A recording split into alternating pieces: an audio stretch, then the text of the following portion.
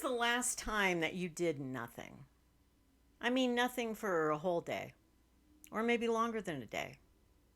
And I don't mean distracting yourself. I don't mean zoning out on Netflix or a movie or just sleeping the day away. I don't mean that kind of doing nothing. And I don't mean laziness. I'm going to talk about that a little more in a minute about kind of the false idea that doing nothing equals lazy, because it doesn't. Not necessarily, at least. So, have you wanted to spend time doing nothing? And for those of you who don't ever want to sit around and do nothing, then go ahead and tune out of this video. This isn't for you. The rest of you that have always maybe wanted to do this, or you've already enjoyed doing this, then you might want to, stay tuned for a while longer. Again, this is Elder Gal, aka Allison, and welcome back to the channel. So, I'm going to talk today about a term I have for doing nothing, and I actually call it creatively doing nothing. Creatively doing nothing. And what sets it apart is that the doing nothing becomes a creative exercise. In other words, you're deliberately doing nothing for periods of time. Maybe it's every morning, maybe it's 2 days a week, maybe it's for a whole week. You're deliberately doing nothing. In other words, you're not distracting yourself with outside stresses, stimuli, all sorts of people, places. You're just not running around, busy all the time. You give yourself some time to take a breath and really do only activities that will kind of spark your creativity, that they will enhance your awareness.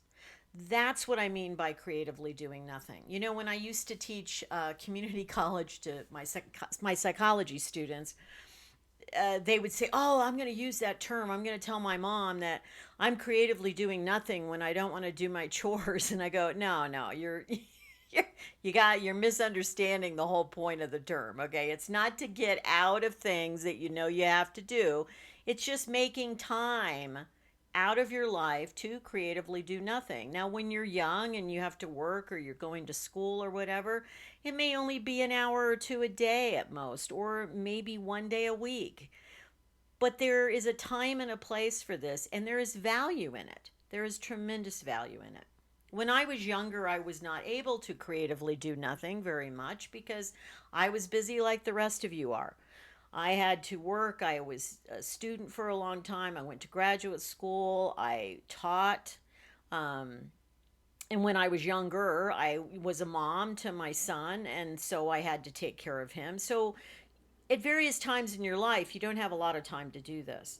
But I always remembered something that I read about writers when I was really young. A lot of the famous writers, they had a schedule for their writing, and it wasn't just about that, oh, they had to write every minute of the time during that time period, but they would take out a whole morning or an evening or middle of the night or whatever, and they would spend hours away from everyone else. They basically would do this alone, and they would sit and they would write.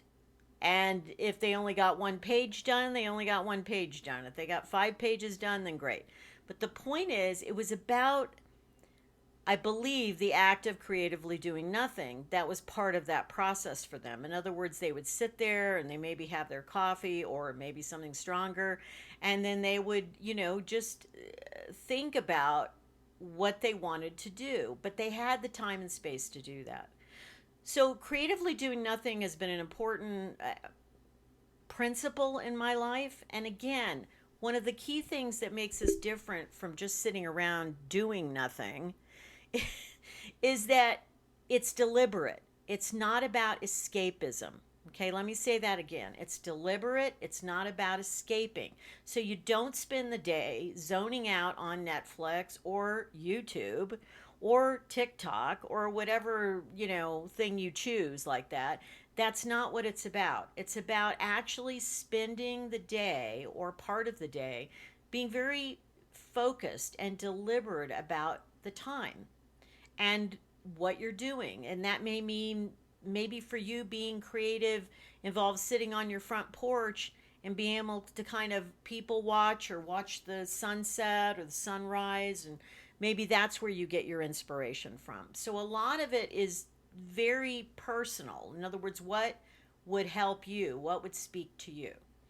I know I've been feeling an increasing need to have more time creatively doing nothing.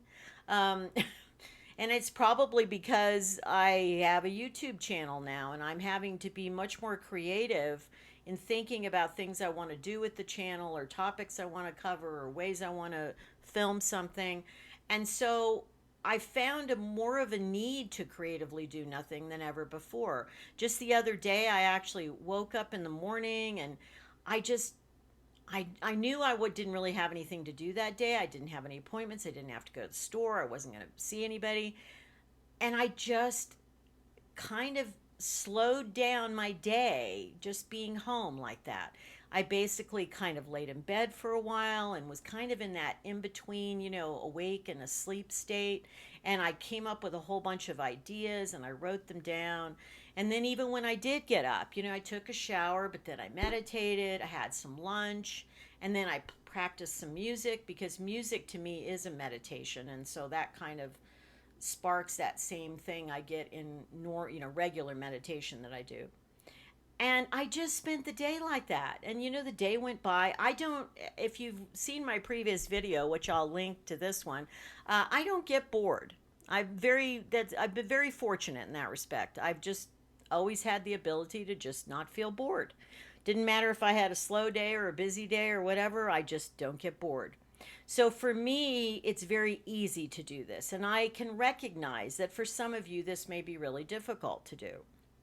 You may get, very antsy or, restless if you do this. You may not be able to stick with that, or you may feel guilty that you're not doing something. It's interesting. I live in the United States, and for those of you that are my US viewers, you are very aware of this, is in the United States, we're very much not encouraged to do nothing. Let's put it that way, okay? We're told we're lazy if we want to do nothing. We're told that we don't have any motivation if we do nothing. And that's not the case with doing nothing, especially with creatively doing nothing. But we have that kind of, pounded into our brain from the time we grow up. And so I always had a sense of a little bit of guilt sometimes when I was younger and I really just wanted a day to do nothing. And, but I quickly, kind of threw that off and thought, well, that's ridiculous. I know I'm not being lazy. I'm actually, accomplishing something.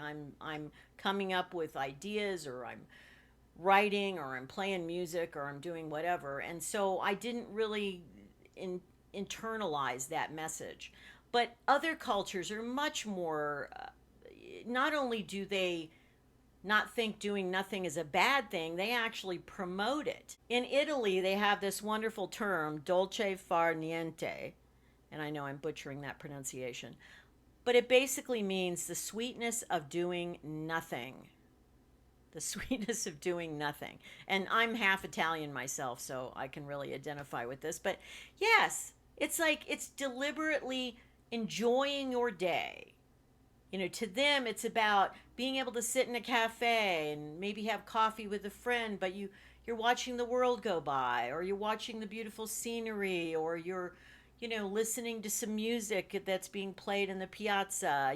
That it's a very much part of their culture to just embrace life. And that means embracing doing nothing sometimes. So I wish that we were a little more forgiving of this in the United States, but I don't know if it'll ever change. So, creatively doing nothing, how do you go about it, incorporating it into your life? Well, start small. If you don't do this already, then try it for, 2 or 3 hours, maybe on a weekend if you're working or whatever, but do it on a weekend or anytime you're off work.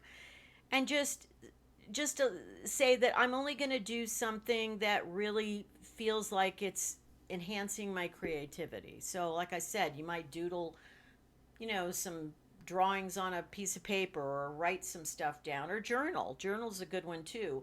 Go out and take a walk, play music, meditate. There's so many things you could do. Maybe sit on a, somewhere and just watch people, but don't really talk to anyone. Just kind of have that observation. Those are all great things to do to creatively do nothing. But I can guarantee you that if you really pursue this, it will make a difference in your life. It will enhance your creativity, most likely.